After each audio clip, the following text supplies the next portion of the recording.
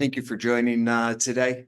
So, with regulators cracking down on compliance, insurance concerns on the rise, and the volume of threat actor attacks at an all-time high, MSPs and clients have to get a lot of things right or else. In a recent SMB survey, 83% of business owners said that compliance was of critical importance to their operations. 71% said that compliance had shifted from simply checking boxes to a more strategic approach, with adherence to 6+ different IT security and data privacy regulations. And unfortunately, compliance can be complicated without the right expertise and solution set, so many businesses turn to managed service providers for guidance and partnership. The most successful MSPs see the security and compliance needs as an opportunity and not a burden. This creates open doors for MSPs to differentiate themselves from competitors and to capture new business.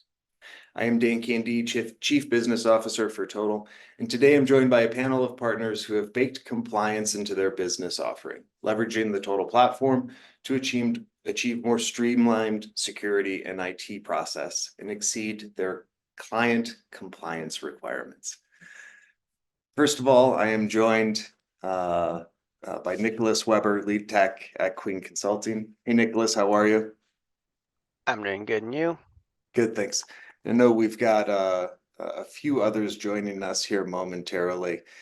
We've got Nathan Scott, CTO of Queen Consulting, Simon Rusimov, CEO of SarvaSys. They'll be joining here momentarily. Nicholas, I'd love to kick it off with you. We've been working with you closely on a government contractor client of yours, Traxel. Maybe tell us a little bit more about how Queen has been able to think through all of their needs and how you've created a framework so that they can grow their operations and be more successful. I think one of the main benefits we've been recently utilizing with them is when they have to be very careful about outside access from outside the US. And so we recently just had one of their people who is outside the US unable to get a hold of, sign into their email because they don't have any company property with them. And they had to be denied all access because they didn't have any way of accessing stuff that wasn't US bound. And they are aware of that with Todyl, that with the SASEs particularly, that we can limit their access to just US-based nodes. But this was one of their only employees that they did not have our software on their device because they don't have a company device. And so they're going to be remedying this because we're like, hey, they can access their email so long as they have a company device. They can access the all the resources that are limited as long as they have the Total SASE on there. And so they are aware of that, and like it just hadn't crossed their radar when that person was leaving that they didn't have company property, but they're like, oh no, they are not allowed to access anything until they get company property. This should have been remedied. The other person should have had company property, but they didn't want to have a company property at the time. So one of the aspects of Total is that limiting access from outside the US for resources that can't be accessed outside the US. Thank you. Hey, Nathan, great to see you. We're just jumping into compliance needs, and we were talking a little bit about one of your great clients. If I step back just for a moment and allow us to think about the transition of the focus around compliance and how it's shifted, right? Compliance regulations have been around for decades. What are you seeing as the shift in the focus for MSPs now, where you simply must be an expert in this area as you take care of your end users? Is that directed to me? Yes, sorry. Okay, Nathan. no problem, Dan. Good to see you all, and sorry I'm late. So the main shift I would say is enforcement. We're seeing more and more in multiple industries and verticals that, yes, these things have been around quite a long time, but there hasn't been teeth behind it. So let's take insurance, for example.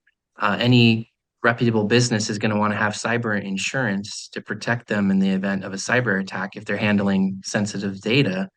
The insurance industry in the last 4 years has really caught on to the reality of this is happening every day, multiple times a day. we need to get our act together. And now cyber insurance requirements are being put forward that ask the customer to certify, self-assess, and self-attest that we do all of these things. Otherwise, they don't get their insurance policy. And there's enforcement here because, and this happened to a customer last year. They'd been a loyal customer for 10 years of their cyber insurance company. But when push came to shove and they had a cyber breach, the insurance didn't cover it. Why? They didn't have antivirus running on their server. They didn't have any sort of patch management. They weren't doing basic cyber hygiene. And as a consequence, no money came to them to help them in that situation.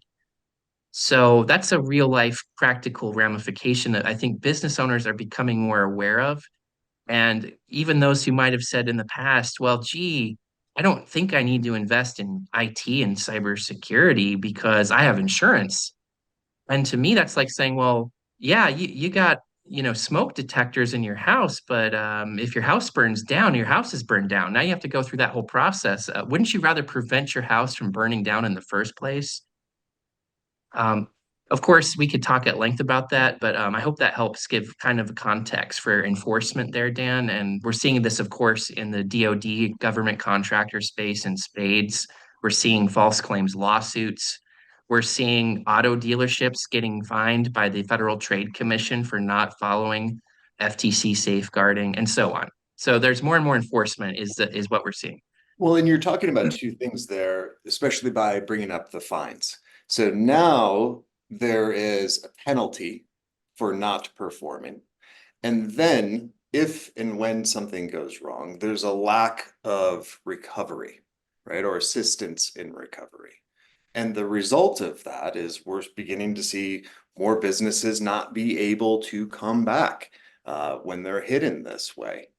Uh, it, it, it, how prevalent do you think in your world, how are people paying more attention to some of the fines and the increase in the number of cases that are being brought forward so that people understand that there is significant penalty?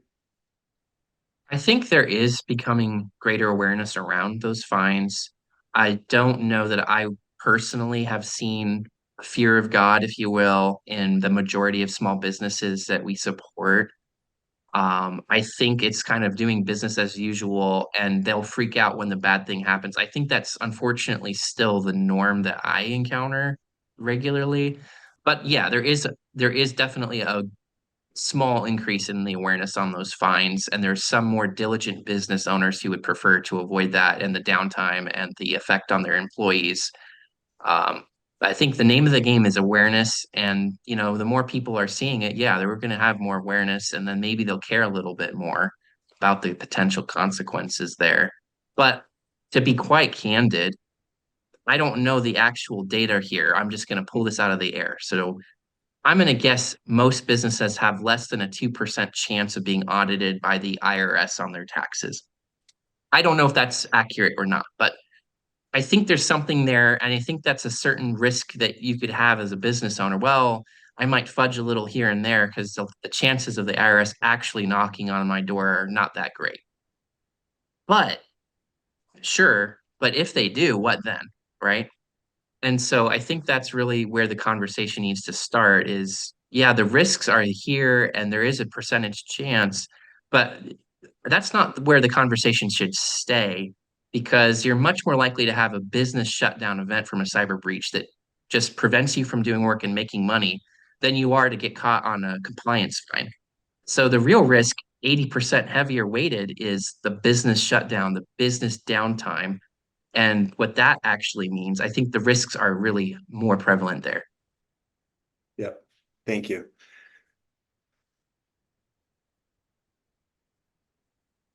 Michael, Nathan, how many of your clients understand what's required of them to be compliant?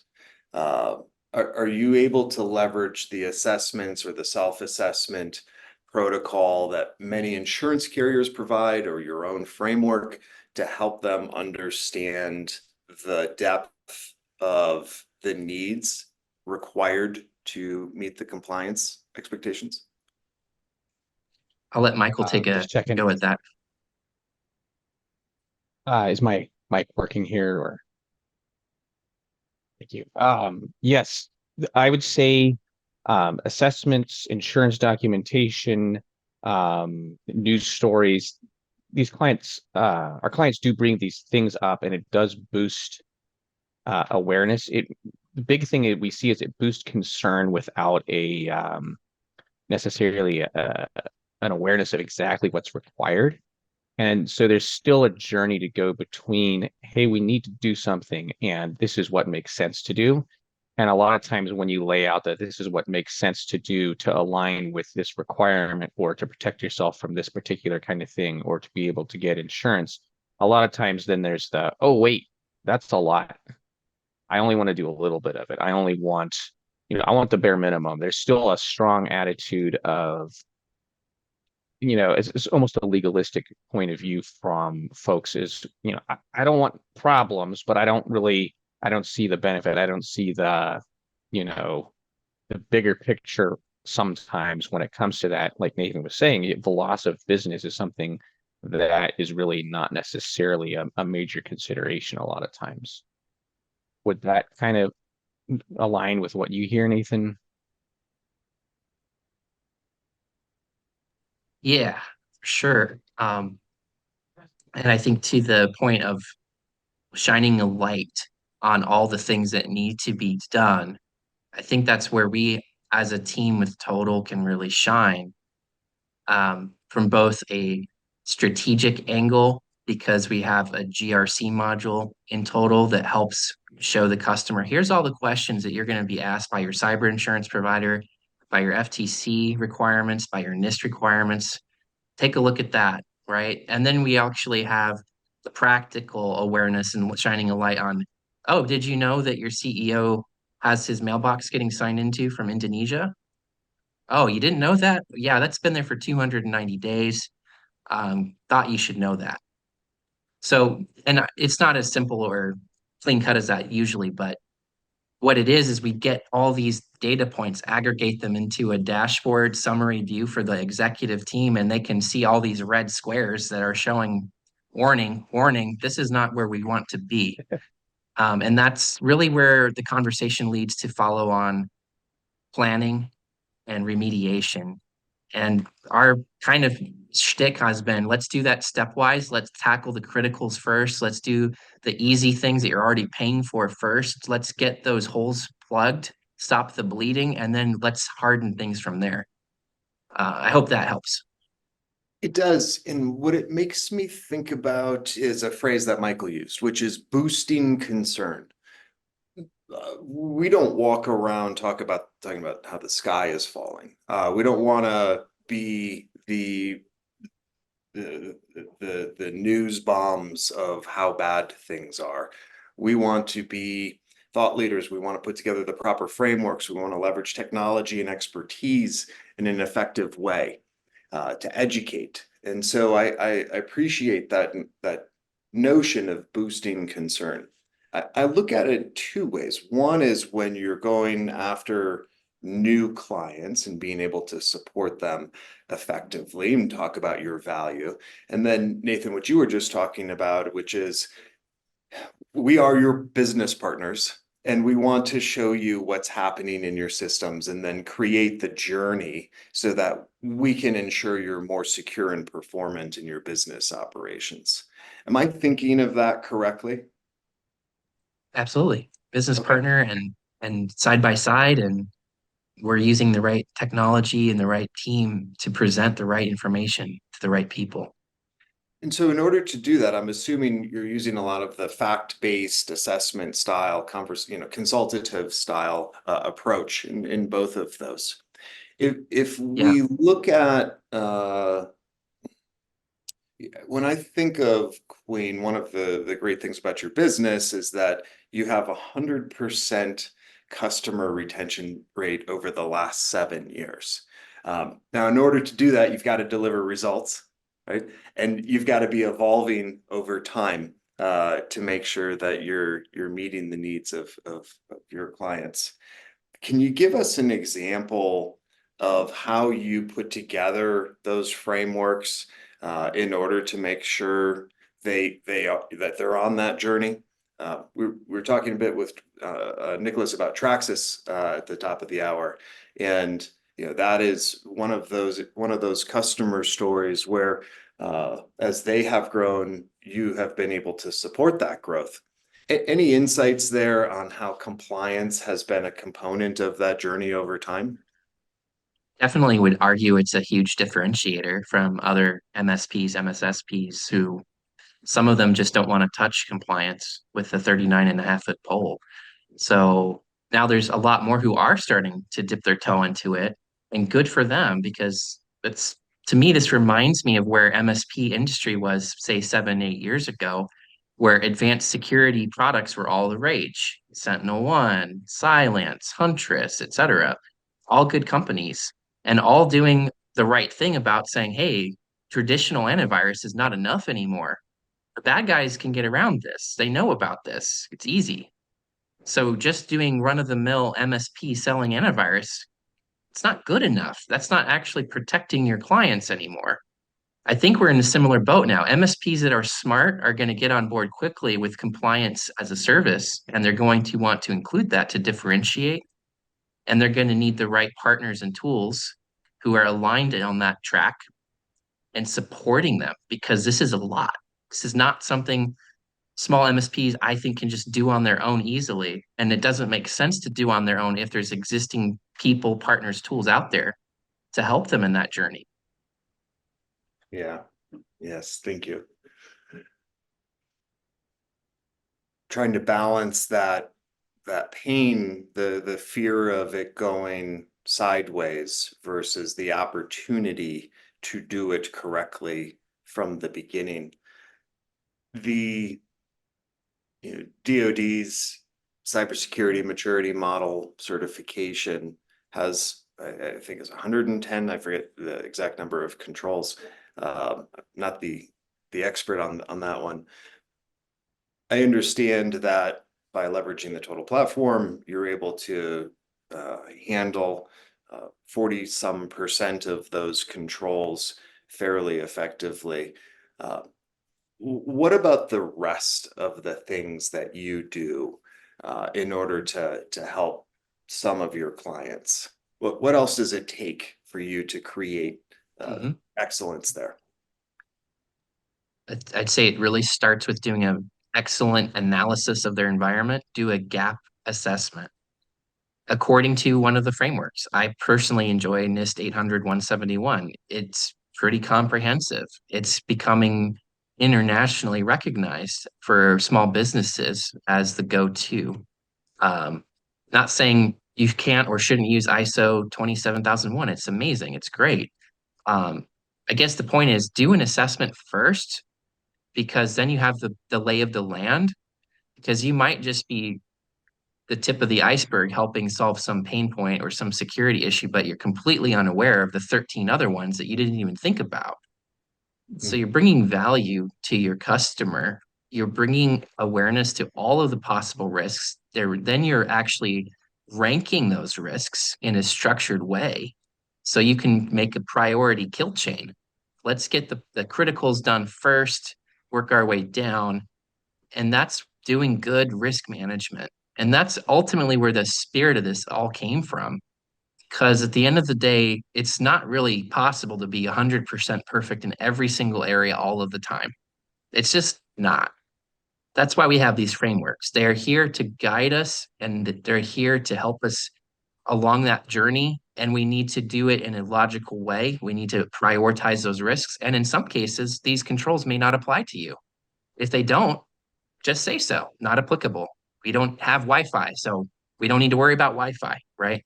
Um, it gives you the roadmap and it gives you the blueprint from where you can decide and make informed decisions on what do I need to put in place to mitigate these risks. Okay. So that's a long-winded way of saying, yeah, we help by looking at the big picture and then prioritizing from there. And Total is a great product to help with a lot of those security controls and SIMSOC MXDR controls. I Love would it. kind of phrase it Michael. as we Oh, basically are able to give them a narrative, right? So if we get some data points and then we have a compliance outline to align with, then suddenly you have a narrative, a story where you can place them on a timeline and give them what the journey is going to look like. So if you're just going in with, you need to do this, you need to do this, you need to do that, you're really running into, just shock, right? You also need to show a path out. Like, this is a lot, but here's how we can do it.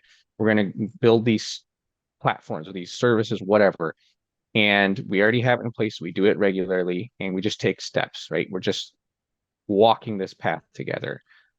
So that's kind of how you can hopefully settle some of those fears and give direction to the need that, it benefits them. It gives us a path for them as well, internally, right? In terms of, well, now we know this is what products you need, et cetera, and so on. It kind of creates a kind of a seamless journey for both of us. Michael, I'd like to dig into that a little bit more. You're taking us down the right path. I want to learn about what are the most challenging aspects of bringing a client into compliance. What are two things that go into that narrative in your experience that you've had to help build and help them overcome? Well, it's that's an interesting one. I think a lot of times people don't see the value of the first step almost. They'll see the value in, hey, I need to have an antivirus solution. I need to, try to be a little bit more managed in my passwords or how we log into things. We shouldn't just have the same password in multiple places. They can understand some of those things, but the benefits of, and this is probably the one I run into most, just sort of at least anecdotally, is the benefits of seeing your security information in one place. This is again where a Total excels. Seeing events, seeing what's going on in your environment, being able to look at it all in one location, look across the environment, correlate different events if there's anything there to note. Uh, and having management in one location, that's a almost more difficult sell, as it were. And showing that that's actually a requirement. Um, Sometimes it's just better to say, well, it's a requirement because it makes sense, and here's why it makes sense. Because if something happens on this device and then someone's account changes over here, you can actually say, well, these happen like an hour apart or 2 hours apart or something along those lines. If you're tracking these things, you can see them. If you're not tracking them, you're not going to know necessarily until it's way too late. Thank So that you. would be a big one, I would say. And probably the other one would be networks. Honestly, not just because I do networks, but just because most people don't understand networks and how networks play into whatever's going on. So many people have a small firewall and, um, you know, they don't have any management of it. They don't have people checking on it to see events that are going through it. They don't have any analysis of it. It's just there's a firewall and they've got stuff behind it. Well, firewall is a significant attack surface. And if you don't know what you're looking for, if you don't know what could go wrong, then that's a giant hole in your security. And a lot of times people just don't have an awareness of that. Um, so that probably be the other area where there's just that know that you really do need to lock this down. Any pro tips on that lockdown and leveraging the appropriate tools in order to make that attack Uh, surface you minimized? should evaluate whether or not you need a firewall at this point. Um, with a lot of things being in the cloud, if you don't have an actual business asset on premises, you're probably better off not having a firewall, I'd say. Now, don't quote me on that, but I would certainly be willing to go into more depth to make an argument for that. I would much rather have folks use a distributed peer-to-peer network, along the lines of what Total does, because it's going to be simpler and it's going to be more secure for most of your use cases. And why? Because zero trust. Yeah, traditional firewalls, they operate based just on network types and port types, traffic types. And there's no restriction on what comes or goes other than those. So if you know what you're doing, you can probably get something in or out of a network fairly quickly. With a zero trust model, you can basically say this kind of traffic has to go here. Access to, your Microsoft environment or whatever you're trying to target has to go through here. You can set it so that you have to authenticate to use it. You can fairly quickly just govern what goes where, when, and with what authentication, which is just very, very hard to do with the firewall. So, Thank you. I won't turn this into a zero trust conversation quite yet, but there's a great question that came in that actually hits the first part of your answer around tracking and managing compliance across clients and endpoints. What are your thoughts on that one? that's a tough one. There's just a lot of fluctuation or variance in what folks have, whether it be, yeah, and we work with a lot of small and medium businesses. So if you're more of an enterprise uh, shop or something along those lines, you're going to be a little bit more consistent in the devices you have. But we have companies with, there's 40 employees and there's probably 40 different kinds of device, whatever it might be. There's a lot of sort of unique, each person has his own device and each person's device is different kind of approach. It's not true that it's, a different one for each, but you get a lot of differences in what folks are using. So that's a big hurdle right there.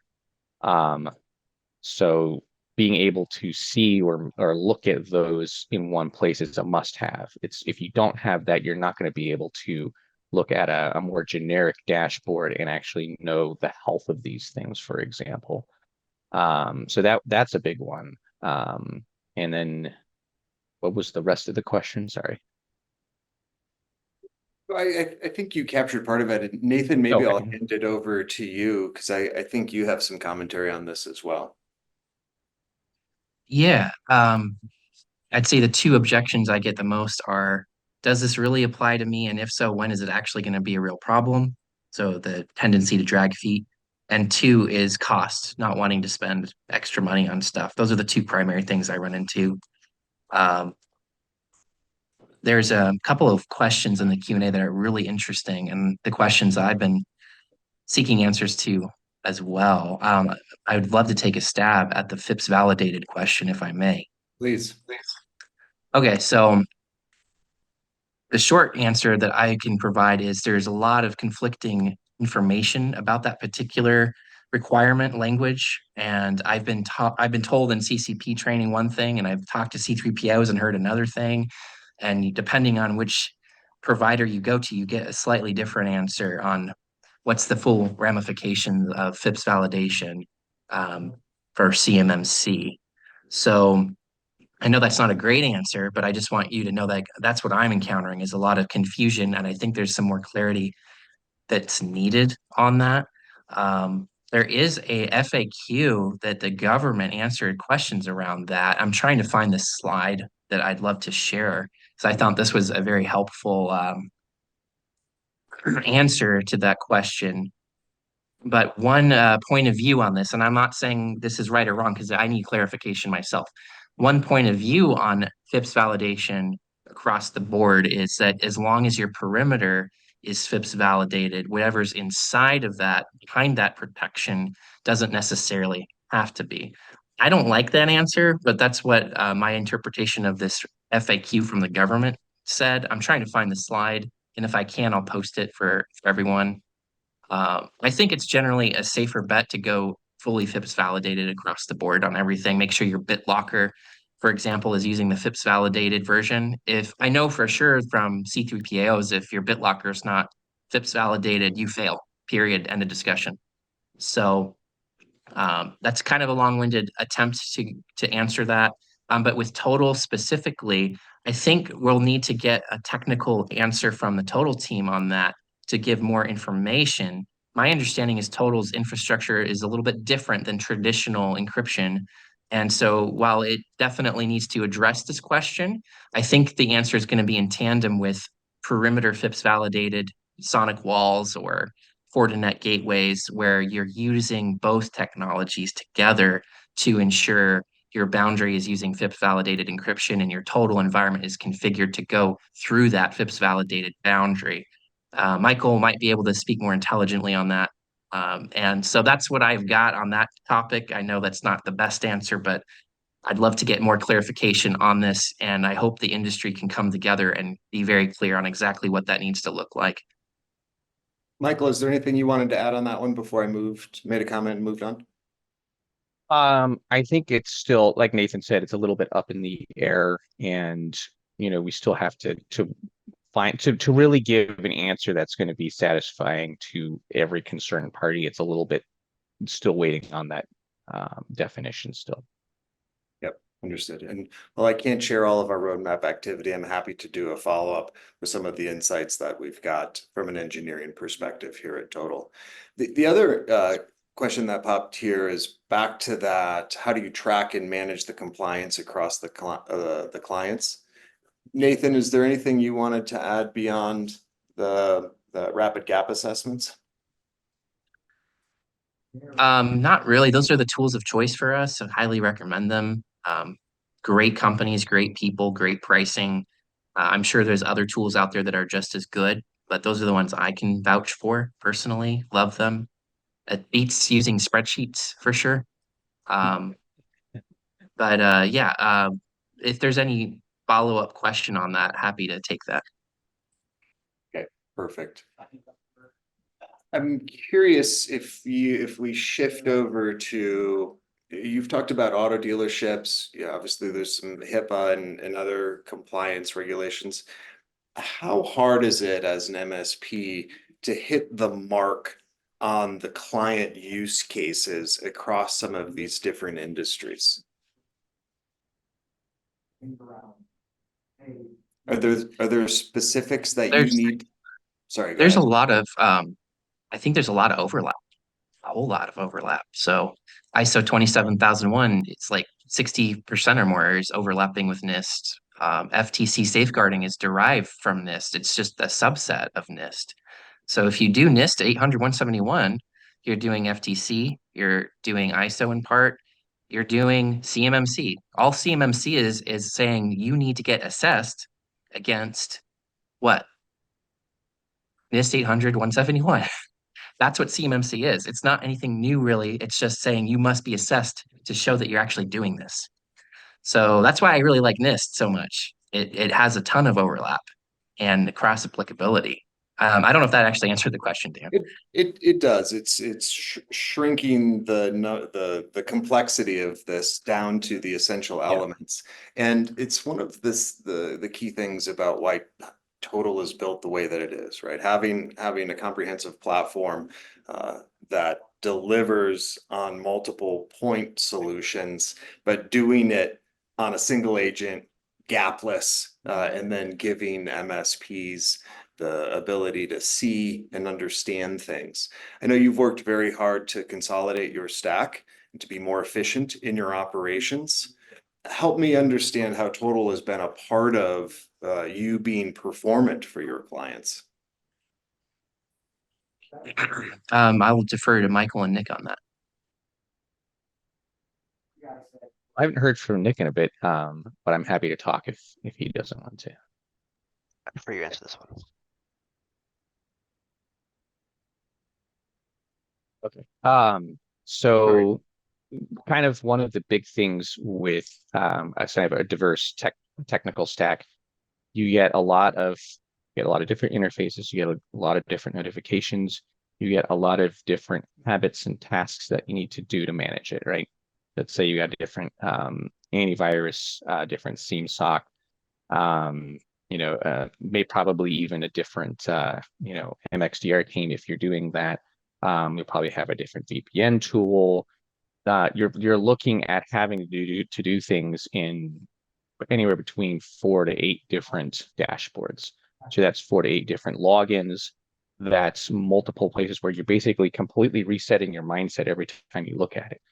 if you're trying to have a security mindset to react and respond or plan and build for a client, you don't want that. You don't want to make it hard on yourself to do security well. So Total unifies its alerts, Total unifies its dashboards. You can see a client's health perspective in a lot of the core ways all in one dashboard. It drastically simplifies how much we have to jump around, and it allows you to actually pay more attention to what's critical. And that's kind of the single number one driver that we wanted. We wanted something that was technically sound, performant, and simplified so we could really stay focused. That's very helpful. Thank you for the succinct answer. Mhm. What's one thing you would tell a fellow MSP who wants to expand their offering to be able to focus more on compliance? It's a great question. I would definitely say simplify wherever you can. That was a game changer for us, was just to whittle down as much as possible and to stop doing work that you don't have to do. Work smarter, not harder. So If that you think about focus, it, oh, go ahead. Yeah, if you think I about have it, a doing compliance, you're adding on top of everything else you're doing. So if you're adding to what you do, you need to have what you do be simple and straightforward. mhm. I would add to that a little bit too, because of the highly complex nature of this stuff and how easy it is to possibly go down the wrong path. I would highly advise working with trained professionals who have been dedicating years of their life to understand this stuff. Team up, get get with the right people, start networking. And this is kind of a small space. There's not a whole lot of people specializing in this. There's a huge demand. We need more people to come together. We need the industry, the MSPs, MSSPs to come together and work together to meet that demand.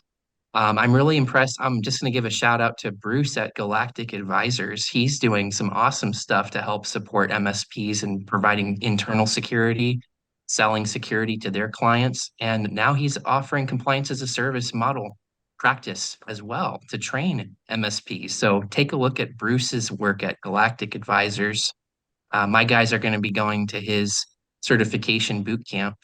I think that's what we need. We need more of that. We need more security leaders to bring the rest of the gang along and provide us training, provide us tools, and work together. So don't go it alone is the short version of what I'm saying there. Yeah, I'd to love to build add on. on to that real quick. And just that, I think as an MSP, as a small business, there tends to be a hoarding mentality, almost like my customers, we found that the more we're willing to go outside of that, the more we're looking at collaboration opportunities, the more other opportunities start hitting us in the face. So it's not just no turn to an expert, which is 100% true, but it's also new business opportunities right there by doing that. Yeah, I appreciate that. One of the things that's a core piece of how we operate here at Total is by building collaborative tools and APIs and integrations with a lot of others. We have an approach where uh, there's many great solutions there, many good groups, but from a solution perspective, it allows us, allows MSPs to leverage the best of Total and the best of other solutions. Todd, you have a question in the chat about the fragility of a single pane of glass and what that can mean. So, question back to you, uh, Nathan, Michael. Uh, how do you put together the right types of tools to ensure that you've got a lower number of alerts and concerns so you're getting the right stuff, but then also offering protection or overwatch where required?